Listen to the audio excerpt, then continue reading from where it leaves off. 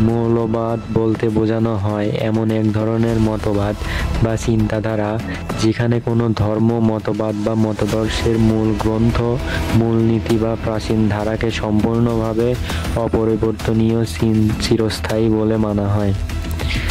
সহজ ভাষায় মৌলবিদরা মনে করে ধর্মীয় বা মতাদর্শগত মূলনীতি যেমন আছে তেমনিভাবেই মানতে হবে। নতুন যুগ, নতুন প্রেক্ষাপট বা আধুনিক ব্যাখ্যার সাথে মানিয়ে নেওয়ার কোনো প্রয়োজন নেই। পরিবর্তন, সংস্কার বা ভিন্ন ব্যাখ্যা তারা গ্রহণ করে না। উদাহরণস্বরূপ, ইসলামী মৌলবিদরা আল কোরআন, আল হাদিসকে হুবহুব আগের মতো মানতে চায়।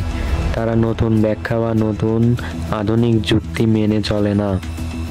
খ্রিস্টান মৌলবিদরাও বাইবেলের আক্ষরিক অর্থকেই শেষ সত্য বলে তারা ধরে নেয়। রাজনৈতিক ক্ষেত্রেও মৌলবিদ বলতে বোঝানো হয় সেই সকল মানুষকে যারা নিজেদের মতবাদ বা দর্শনকে একেবারে কঠোরভাবে বিনা প্রশ্নে আঁকড়ে ধরে থাকে।